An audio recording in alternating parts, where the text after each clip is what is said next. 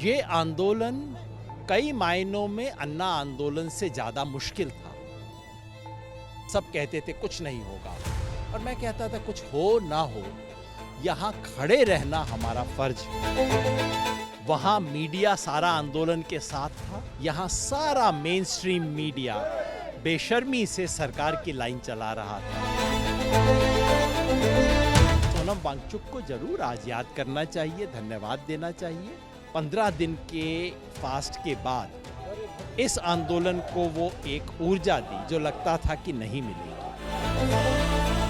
युवाओं ने, जिनको सब लोग कहते थे जेनजी है, सिर्फ मोबाइल देखते हैं, हम इस पे शिकायत न करें कि काले बाल वाले सफ़ेद बाल वालों की ग्रामर क्यों नहीं यूज़ कर रहे हैं। सफ़ेद बाल वालों की जिम्मेवारी है कि वो काले बाल वालों की ग्रामर समझ लें। ये लोगों को देखने में भी अजीब था कि ये सीरियस मुद्दे पर नॉन सीरियस तरीके से कैसे प्रोटेस्ट हो रहा है। इस आंदोलन का राजनीतिक लाभ आपको लगता है किसी भी पार्टी को मिल पाएगा? ऑपोजिशन का मतलब केवल ऑपोजिशन पार्टीज नहीं, ये जो सब खड़े हैं, ये ऑपोजिशन मजबूत हुआ है।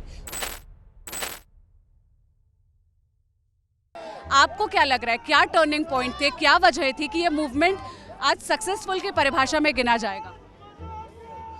मेरा आंदोलनों का अनुभव ये बताता है कि सत्ता की दीवार में अगर आप सर मारते रहें, आपका सर सूज जाता है और एक दिन आता है जब आपको लगता है कि दीवार को तो कुछ नहीं हुआ, मेरा सर फट जाएगा, लेकिन उसके बाद भी जब आप मारते हैं तो अचानक कहीं से ईंट गिर जाती है, वहाँ से नहीं जहाँ आप सर मार रहे थे, लेकिन ईंट गिर जाती है और एक ईंट जब गिरती है तो दूसरी, तीसरी, चौथी होने लग जाती है।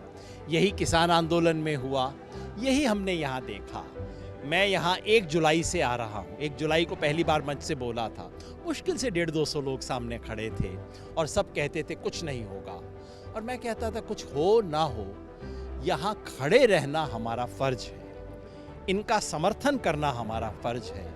होगा नहीं होगा वो देखी जाएगी। जब इस भाव से कोई आंदोलन चलता है तो उससे परिणाम आता है।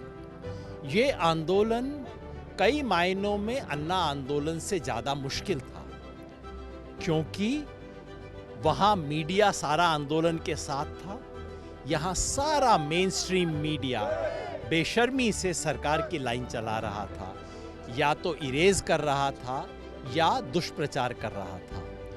वहाँ सरकार वार्ता कर रही थी, यहाँ सरकार लाठी चला रही थी, प्रोफाइलिंग कर रही थी, ड्रोन से इमेजेस ले रही थी। इस सब के बावजूद लोग आए, इसलिए ये कहीं ज़्यादा ऑड्स के बावजूद लोग आए। किसान आंदोलन में पीछे संगठन थे, यहाँ पीछे कोई संगठन नहीं था, ऑर्गेनिक तरीके से आए।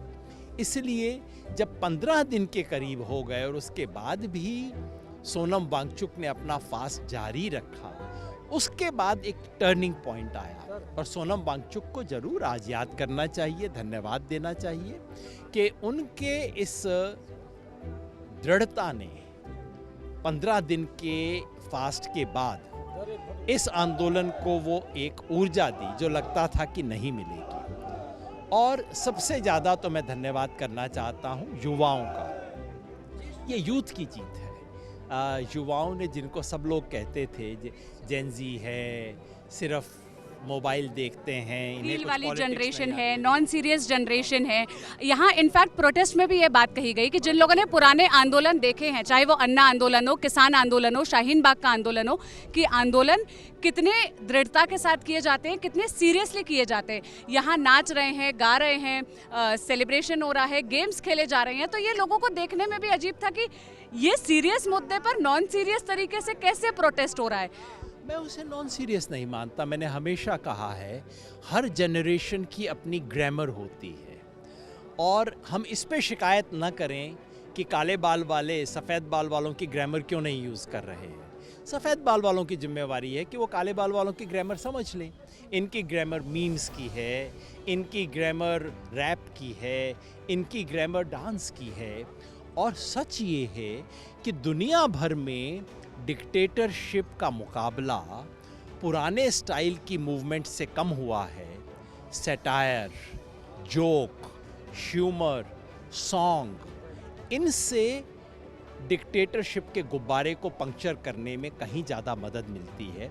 ये बात एक बार फिर साबित हुई है। एक आखिरी सवाल करूंगी, इस आंदोलन का राजनीतिक लाभ आपको लगता है किसी भी पार्टी को मिल पाएगा, या कोई भी पार्टी इसका राजनीतिक लाभ लेने की हकदार नहीं है, जो हमने इंडिया अगेंस्ट करप्शन मूवमेंट के टाइम पर देखा था?